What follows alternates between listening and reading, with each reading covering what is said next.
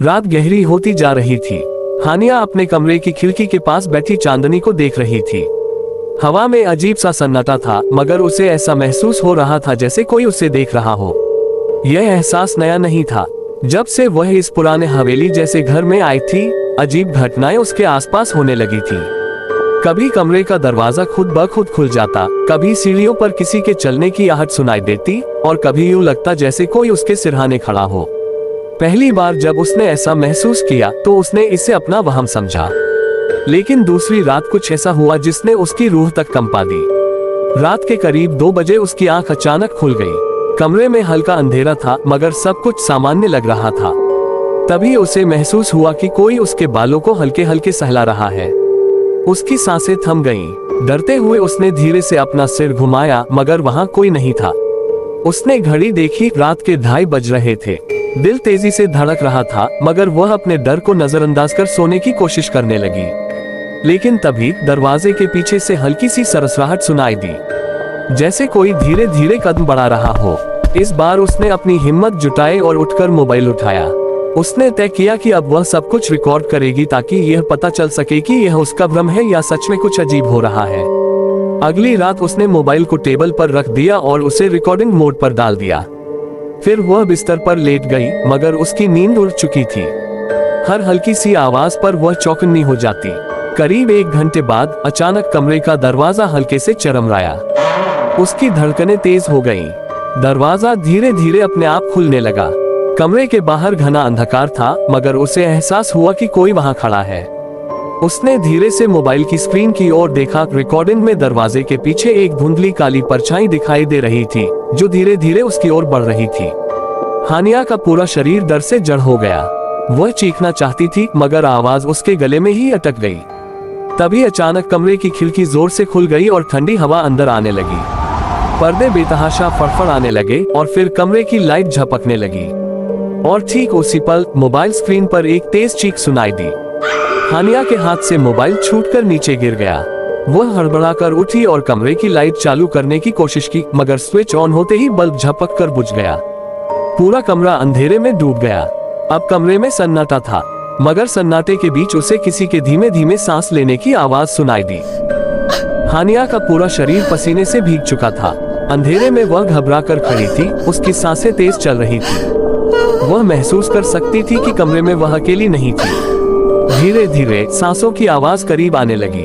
उसे महसूस हुआ जैसे कोई उसके ठीक सामने खड़ा हो, मगर घना अंधेरा उसे देखने नहीं दे रहा था। उसकी उंगलियां कांपते हुए स्विच की ओर बढ़ीं। उसने झटके से स्विच दबाया और कमरे में रोशनी फैल गई, लेकिन वहां कोई नहीं था। उसने घबराकर चारों ओर देखा, मगर सब कुछ सामान्य था। पर फिर भी हवा में एक अजीब सी ठंडक थी। ये ठंडक सिर्फ ठंड की नहीं थी, बल्कि किसी अनदेखी उपस्थिति का एहसास था। उसने तुरंत मोबाइल उठाया और रिकॉर्डिंग चेक की। जब उसने वीडियो प्ले किया तो उसका दिल दहल गया। वीडियो में वह खुद बिस्तर पर सोती हुई नजर आ रही थी। कुछ देर तक सब सामान्य था, लेकिन फिर अचानक दरवाजे के पीछे एक परछाई उभरने लगी। वह धीरे धीरे दरवाजे के अंदर आए और सीधा हानिया के बिस्तर की ओर बढ़ी। वह कोई इंसान नहीं था। उसकी आकृति विकृत थी, लंबी और डरावनी। वीडियो में वह परछाई हानिया के ठीक बगल में झुकी और उसके बालों को सहलाने लगी। हानिया की सांसें थम गईं। उसके माता पिता गहरी नींद में थे। मम्मी, उसने हौले से पुकारा। कोई जवाब नहीं। वह आगे बढ़ी और माँ के कंधे पर हाथ रखा, मगर जैसे ही उसने छुआ, उसकी माँ का शरीर बर्फ की तरह ठंडा था। उसने घबराकर उन्हें हिलाया, मगर वे हिले भी नहीं। पापा, उसने घबराकर पिता को भी हिलाया, मगर कोई प्रतिक्रिया नहीं हुई। फिर अचानक कमरे में ठंडी हवा का एक झोंका आया और हानिया को महसूस हुआ कि कोई उसके पीछे खड़ा है। उसने डरते हुए धीरे धीरे गर्दन घुमाई। पीछे वही परछाई खड़ी थी, लंबी, काली और भयानक। इस बार उसकी आंखों में 2 जलती हुई लाल रोशनियां चमक रही थी। हानिया चीखने वाली थी, मगर उससे पहले ही परछाई आगे बढ़ी और अंधकार में समा गई। उसी पल उसके माता पिता ने गहरी सांस ली और हड़बड़ाकर जाग उठे। क्या हुआ, हानिया? उसकी माँ ने हैरानी से पूछा। हानिया कुछ बोल नहीं पाए। वह हाँफ रही थी। उसकी आंखों में डर साफ झलक रहा था। बेटा, क्या हुआ? उसके पिता ने उठकर उसके माथे पर हाथ रखा। हानिया ने कांपते हुए इशारा किया। वो यहाँ थी। कौन? हानिया के पास कोई जवाब नहीं था। उसने कमरे में इधर उधर देखा, मगर अब सब कुछ सामान्य लग रहा था। पर उसे पता था कि यह सिर्फ दिखावा था। वो परछाई अभी भी कहीं न कहीं थी। उसकी माँ ने उसे पानी दिया और उसके सिर पर हाथ फेरा। शायद तुमने कोई बुरा सपना देखा होगा। हानिया कुछ नहीं बोली। वह जानती थी कि यह कोई सपना नहीं था। अगली सुबह जब उसने अपनी रिकॉर्डिंग फिर से देखी तो वीडियो की आखिरी फ्रेम में कुछ ऐसा था जिसने उसके पैरों तले जमीन खिसका दी। स्क्रीन पर उसकी खिड़की के शीशे में वही परछाई खड़ी थी। उसकी जलती हुई लाल आंखें सीधे कैमरे की ओर घूर रही थी। हानिया की उंगलियां कांपने लगी। वह स्क्रीन को ध्यान से देख रही थी। वही परछाई, वही जलती हुई लाल आंखें। वह समझ नहीं पा रही थी कि क्या करे। अगर यह सब सच था तो वह इस घर में एक पल भी नहीं रह सकती थी। उसने जल्दी से मोबाइल उठाया और अपने सबसे करीबी दोस्त आयुष को फोन किया। आयुष को डरावनी कहानियों में दिलचस्पी थी और उसने कई बार पुराने भूतिया घरों की कहानियां सुनाई थी। आयुष, मुझे तुम्हारी मदद चाहिए। हानिया की आवाज घबराई हुई थी। क्या हुआ? यहाँ कुछ अजीब हो रहा है। मैं तुम्हें फोन पर नहीं समझा सकती। क्या तुम मेरे घर आ सकते हो? आयुष ने हिचकिचाते हुए हामी भर दी। ठीक है, मैं आता हूँ। आधे घंटे बाद आयुष हानिया के घर पहुँच चुका था। हानिया उसे अपने कमरे में ले गई और वीडियो दिखाए। आयुष ने ध्यान से स्क्रीन को देखा और फिर उसकी आंखें चौड़ी हो गईं। ये तो सच में कोई परछाई लग रही है। उसने हैरानी से कहा। मैंने कहा था ना। हानिया की आवाज कांप रही थी। ये कोई आम चीज नहीं है आयुष। ये कुछ अलग है। ये घर अजीब है।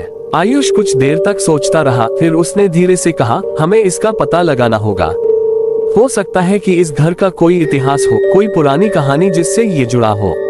मगर हम ये पता कैसे करेंगे? आयुष ने गहरी सांस ली। हमें इस घर के बारे में जानना होगा। हमें पड़ोसियों से, पुरानी किताबों से और हो सके तो किसी बुजुर्ग से बात करनी चाहिए। हानिया को ये सुझाव ठीक लगा। दोनों ने तय किया कि वे पहले पड़ोस में रहने वाले अंकल मिश्रा जी से पूछताछ करेंगे, जो इस इलाके में सबसे पुराने निवासी थे। शाम को वे मिश्रा जी के घर गए। जब उन्होंने दरवाजा खटखटाया तो बूढ़े मिश्रा जी ने दरवाजा खोला और चौंक कर बोले, अरे हानिया बेटा, कैसे आना हुआ? अंकल, हमें इस घर के बारे में कुछ जानना है, हानिया ने घबराहट में कहा। मिश्रा जी के चेहरे का रंग अचानक बदल गया। उन्होंने एक गहरी नजर हानिया और आयुष पर डाली और धीमी आवाज में कहा, अंदर आओ। दोनों अंदर चले गए। मिश्रा जी ने दरवाजा बंद किया और धीरे से बोले, तो तुमने भी उस चीज को देख लिया? हानिया और आयुष ने एक दूसरे को चौंक कर देखा। मतलब आपको पता है कि वहाँ कुछ है? आयुष ने धीरे से पूछा। मिश्रा जी ने लंबी सांस ली। बच्चों, ये घर बहुत पुराना है। सालों पहले यहाँ एक लड़की रहा करती थी, अदिति। वह बहुत सुंदर और समझदार थी, मगर उसके साथ कुछ बहुत बुरा हुआ था। क्या? हानिया ने उत्सुकता से पूछा। कई साल पहले अदिति के घर में अचानक आग लग गई थी। कोई नहीं जानता कि आग कैसे लगी, मगर जब तक लोग बुझाने आए, अदिति इस आग में जल चुकी थी। मगर कुछ लोग कहते हैं कि उसकी आत्मा अब भी इस घर में भटकती है। कुछ लोग दावा करते हैं कि वे उसकी परछाई देख चुके हैं, और खासकर उसके जलती हुई आंखें, जैसे आग अब भी उसके भीतर जल रही हो। हानिया की रीढ़ में ठंडक दौड़ गई। क्या ये वही है जो मेरे कमरे में दिखी थी? उसकी आवाज कांप रही थी। मिश्रा जी ने सिर झुका लिया। शायद। अगर तुम सच में उसे देख रही हो तो इसका मतलब है कि वह तुमसे कुछ कहना चाहती है। आयुष ने गहरी सांस ली। हमें पता करना होगा कि वह क्या चाहती है। मगर कैसे? हानिया ने घबराकर पूछा। मिश्रा जी कुछ देर तक सोचते रहे, फिर धीरे से बोले, अगर उसकी आत्मा अब भी इस दुनिया में अटकी है तो उसे मुक्त करने का कोई तरीका होगा। मगर ध्यान रहे, आत्माएं हमेशा मदद नहीं मांगती। कुछ आत्माएं बदले की आग में जल रही होती हैं। कमरे में सन्नाटा छा गया। हानिया और आयुष ने एक दूसरे को देखा। क्या वे इस रहस्य को सुझाने के लिए तैयार थे? रात गहरी हो चुकी थी। हानिया अपने कमरे में बैठी मिश्रा जी की बातों के बारे में सोच रही थी। क्या सच में अदिति की आत्मा इस घर में थी? क्या वह वाकई कुछ कहना चाहती थी, या फिर वह बदले की आग में जल रही थी? आयुष ने हानिया से कहा था कि वे अगली रात कुछ करने वाले थे, कुछ ऐसा जिससे अदिति की आत्मा का इरादा साफ हो सके। उन्होंने तय किया था कि वे आधी रात को उसके कमरे में बैठकर अदिति की आत्मा से संपर्क करने की कोशिश करेंगे। अगर वह कुछ कहना चाहती है तो हमें उससे सुनना होगा, आयुष ने कहा था। अब हानिया अकेली बैठी इस फैसले के बारे में सोच रही थी। खिड़की से ठंडी हवा अंदर आ रही थी। कमरे का माहौल अजीब सा था, जैसे कोई उसकी हर हरकत को देख रहा हो। फिर अचानक दरवाजे पर धीमी सी दस्तक हुई। हानिया का दिल तेजी से धड़कने लगा। वह धीरे धीरे उठी और दरवाजे की ओर बढ़ी। दस्तक फिर से हुई, इस बार पहले से ज्यादा जोर से।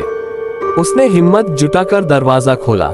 बाहर कोई नहीं था, लेकिन जैसे ही उसने दरवाजे के बाहर कदम रखा, उसे महसूस हुआ कि ठंडी हवा का एक झोंका उसके पास से गुजरा, जैसे कोई अदृश्य ताकत वहां से गुजरी हो। क्या यह अदिति थी? उसने खुद से पूछा। फिर उसने अपनी खिड़की की ओर देखा। वहां खिड़की के शीशे पर हल्की सी धुंधली आकृति नजर आ रही थी। वही आकृति, वही जलती हुई लाल आंखें। हानिया की सांसें थम गईं। उसने जल्दी से दरवाजा बंद किया और अंदर भागी। अब उसे समझ में आ चुका था, अदिति यहाँ थी और वह उसे कुछ बताना चाहती थी। आधी रात को आयुष उसके घर आया। दोनों ने कमरे की सारी लाइट बंद कर दी और मोमबत्तियां जला ली। उन्होंने बीच में एक पुराना शीशा रखा, जैसा कि मिश्रा जी ने उन्हें बताया था। अगर आत्मा हमसे संपर्क करना चाहती है तो वह शीशे में जरूर नजर आएगी, आयुष ने धीरे से कहा। कमरा शांत था, हवा भी जैसे थम गई थी। फिर अचानक मोमबत्तियों की लौ कांपने लगी और फिर शीशे में एक आकृति उभरने लगी, वही धुंधली परछाई। आयुष और हानिया ने सांस रोक ली। अचानक शीशे पर शब्द उभरने लगे, जैसे किसी ने अपने जलते हुए हाथों से उन्हें लिखा हो, मुझे बचाओ। हानिया का दिल जोर से धड़कने लगा। मतलब अदिति की आत्मा अटकी हुई है। आयुष ने फुसफुसाते हुए कहा, हमें उसे मुक्त करना होगा। हानिया ने हिम्मत जुटाकर कहा। लेकिन तभी कमरे की लाइटें झपकने लगी, खिड़कियां जोर से खुल गईं, मोमबत्तियां बुझ गईं और शीशे में आकृति और साफ हो गई। अब ये सिर्फ एक परछाई नहीं थी, यह एक जलता हुआ चेहरा था। आंखें लाल, चेहरा झुलसा हुआ और होठों पर एक भयावह मुस्कान। और फिर एक आवाज आई, एक धीमी मगर खौफनाक सरसराहट, तुमने मुझे बुलाया, अब मैं आ रही हूँ। कमरा अचानक स्याह अंधकार में डूब गया।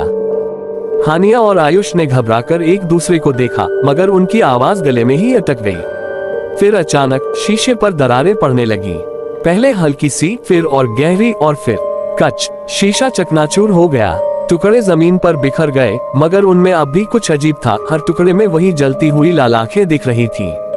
फिर एक ठंडी सरसराहट कमरे में गूंजी, तुमने मुझे बुलाया, अब मैं आ चुकी हूँ। आवाज दीवारों से टकराई, जैसे कोई हर तरफ से बोल रहा हो। फिर अचानक हानिया को महसूस हुआ कि कोई चीज उसके कंधे पर हल्के से छू रही है, ठंडी बर्फ जैसी उंगलियां। उसका पूरा शरीर सुन्न हो गया। उसने कांपते हुए गर्दन घुमाई, मगर वहां कुछ नहीं था। आयुष, उसकी आवाज मुश्किल से निकली। आयुष कुछ बोलने ही वाला था कि दरवाजा धड़ाम से बंद हो गया। अब वे कमरे में कैद थे। हवा में एक अजीब सी महक थी, कुछ जला हुआ, कुछ सड़ा हुआ। फिर धीरे धीरे कमरे के कोनों में धुंध सी इकट्ठा होने लगी। उस धुंध में कुछ बनने लगा, एक चेहरा, झुलसी हुई त्वचा, काले गहरे घाव और वो आंखें जलती हुई, गुस्से से भरी। अदिति, हानिया ने कांपते हुए कहा। आकृति ने सिर उठाया और सीधा हानिया की ओर देखा। तुमने मुझे देखा है? उसकी आवाज बहुत धीमी मगर डरावनी थी। हाँ हाँ, हानिया ने मुश्किल से कहा। अचानक आकृति तेजी से उनके करीब आ गई। अब वे उसकी सांसें तक महसूस कर सकते थे, गर्म मगर ठंडी हवा जैसी। मेरी कहानी जानना चाहती हो? वह फुसफुसाए। अचानक कमरे की दीवारें धुंधली होने लगी, सब कुछ बदलने लगा। अब वे अपने कमरे में नहीं थे, वे कहीं और थे। वे अतीत में पहुंच चुके थे। सामने एक पुराना घर था, ये वही घर था मगर कई साल पहले का। दीवारें नई थीं, फर्नीचर चमक रहा था और हवा में खुशबू थी। और फिर उन्होंने उसे देखा, अदिति। वह जिंदा थी, वह हंस रही थी, घर में घूम रही थी। मगर फिर दरवाजे पर दस्तक हुई। अदिति ने दरवाजा खोला और बाहर एक आदमी खड़ा था, लंबा भयानक चेहरा, गहरी काली आंखें। अदिति घबराई हुई लग रही थी। तुम यहाँ क्यों आए हो? उसने गुस्से से कहा। तुम जानती हो अदिति, आदमी ने धीरे से कहा, तुम मुझसे बच नहीं सकती। मैंने तुम्हें पहले ही मना किया था। अदिति की आवाज कांप रही थी। मगर अब बहुत देर हो चुकी है, आदमी ने कहा और एक बोतल निकाली। बोतल में कुछ तरल था। नहीं, अदिति चीखी, मगर तब तक बहुत देर हो चुकी थी। आदमी ने बोतल से तरल फेंका और आग भड़क उठी। पूरे घर में आग लग गई। अदिति चीखती रही मगर कोई उसे बचाने नहीं आया। वह आग में घिरी रही तब तक, जब तक वह जलकर राख नहीं बन गई। और फिर अचानक हानिया और आयुष वापस अपने कमरे में आ गए। अदिति की आत्मा अब उनके सामने थी, उसी जली हुई हालत में, मगर उसकी आंखों में अब दर्द था, गुस्सा नहीं। मुझे न्याय चाहिए, उसने कहा। आयुष ने हानिया की ओर देखा। हमें पता करना होगा कि वो आदमी कौन था, हानिया ने कहा, और उसे सजा दिलानी होगी। अदिति की आत्मा धीरे से मुस्कुराए। अब तुम मेरी आखिरी उम्मीद हो। और फिर वह धीरे धीरे धुंध में बदलकर गायब हो गई। कमरे की लाइट वापस जल उठी। सब कुछ शांत हो गया, मगर हानिया और आयुष जानते थे ये खत्म नहीं हुआ था। ये तो बस शुरुआत थी। अगली सुबह हानिया की नींद भारी सिरदर्द के साथ खुली। रात की घटनाएं उसकी आंखों के सामने किसी डरावने सपने की तरह तैर रही थी। लेकिन ये सपना नहीं था, ये हकीकत थी। आयुष पहले ही जाग चुका था और अपने मोबाइल पर कुछ ढूंढ रहा था। हमें उस आदमी के बारे में कुछ पता लगाना होगा, उसने गंभीर स्वर में कहा। अगर अदिति को इंसाफ चाहिए तो हमें सच तक पहुंचना होगा। हानिया ने धीरे से सिर हिलाया।